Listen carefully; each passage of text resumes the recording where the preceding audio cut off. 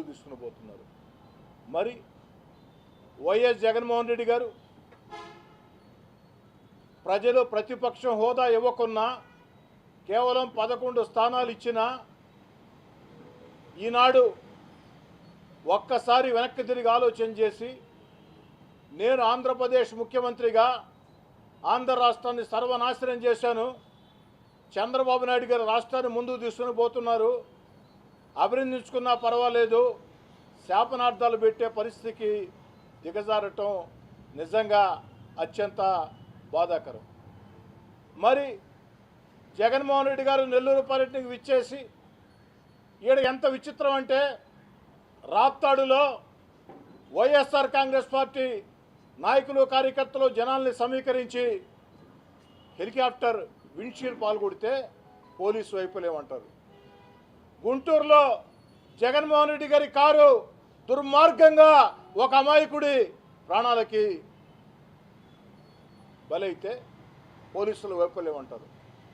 అంబులెన్స్లో జరగరాని సంఘటన జరిగితే పోలీసులు వైపులేమంటారు. మరి ఇక్కడ నెల్లూరులో పోలీసులు అన్ని రకాల చర్యలు తీసుకుని వందలాది మంది పోలీసులను పెట్టి వారికి రక్షణ కల్పిస్తే ఆంక్షలు అంటారు. ఒక పక్క మీరే అంటారు పోలీసుల వైఫల్యమని, పోలీసుల సెక్యూరిటీ ఇవ్వకుంటే, మరో పక్క మీరే అంటారు పోలీసులు అడుగడుగున ఆంక్షలని.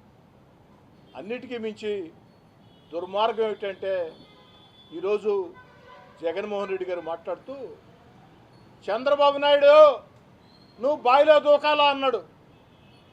సాధారణంగా ఎవరిని కూడా నేను ఏకవచనంతో మాట్లాడటం ఇష్టం లేదు, నా రాజకీయ జీవితంలో ఎప్పుడూ లేదు.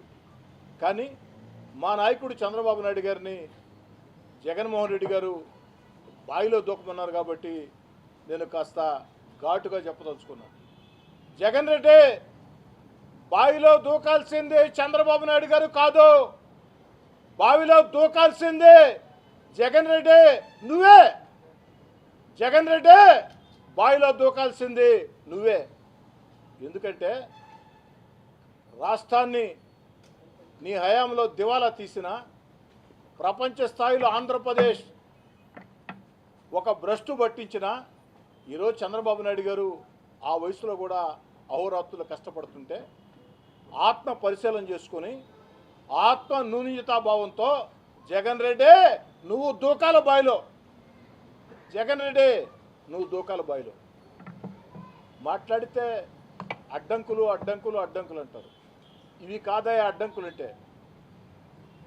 గత వైఎస్ఆర్ కాంగ్రెస్ పార్టీ ప్రభుత్వంలో లోకేష్ గారు పాదయాత్ర చేస్తుంటే అడుగడుగున అడ్డం పడ్డారు, మైకులు లాగేసుకున్నారు, లోకేష్ గారి స్టేజీలు ధ్వంసం చేశారు. ఆఖరికి లోకేష్ గారు నడి రోడ్లో మైకులు లేకున్నా స్టూలు వేసుకొని ప్రజలను ఉద్దేశించి మాట్లాడుతుంటే ఆ రోజు అధికార మదంతో జగన్మోహన్ రెడ్డి గారు ఆ స్టూల్ కూడా లాగేశారు. అక్కడ తాగావా? లోకేష్ గారి పాదయాత్రకి కనీస భద్రత ఇచ్చావా? తెలుగుదేశం పార్టీ కార్యకర్తలు, తెలుగుదేశం పార్టీ వాలంటీర్లే దాన్ని సమన్వయం చేసుకున్నారు. ఆఖరికి నీ పోలీసులను పెట్టి ఏం చేయించావు? ట్రాఫిక్ ఇష్టారాజ్యంగా నడిపించావు.